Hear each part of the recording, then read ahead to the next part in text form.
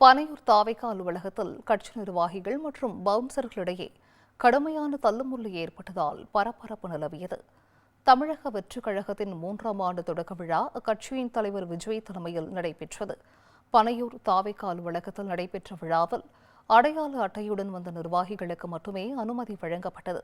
ஆனால் நூற்றுக்கணக்கான தாவேக நிர்வாகிகளும் தொண்டர்களும் தங்களை உள்ளே அனுமதிக்க கோரி வலியுறுத்தினர். அலுவலகத்தின் வெளியே வைக்கப்பட்ட பேரிகார்டுகளை தாண்டி உள்ளே செல்ல முயன்ற போது பவுன்சர்களுடன் வாக்குவாதத்தில் ஈடுபட்டனர். ஒரு கட்டத்தில் பவுன்சர்களை தள்ளிக்கொண்டு செல்ல முயன்ற போது கடும் தள்ளுமுள்ளு ஏற்பட்டது.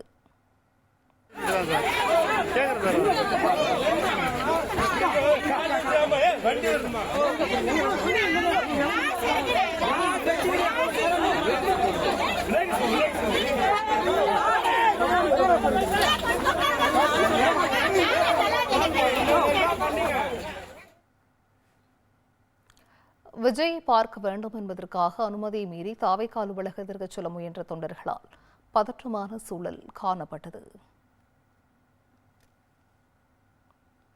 இதற்கிடையே வேலூர் மாவட்டம் மகரம்சேரியில் பிப்ரவரி 2வது வாரத்தில் தாவேக தலைவர் விஜயின் பிரச்சார பொதுக்கூட்டம் திட்டமிடப்பட்டிருப்பதாக தாவேகாவினர் தெரிவித்தனர்.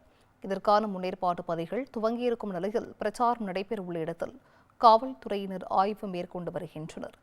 7 ஜேசிபி எந்திரங்கள் மூலம் மைதானத்தை சமன் செய்யும் பணியை தாவேகாவினர் மேற்பார்வையிட்டு வருகின்றனர்.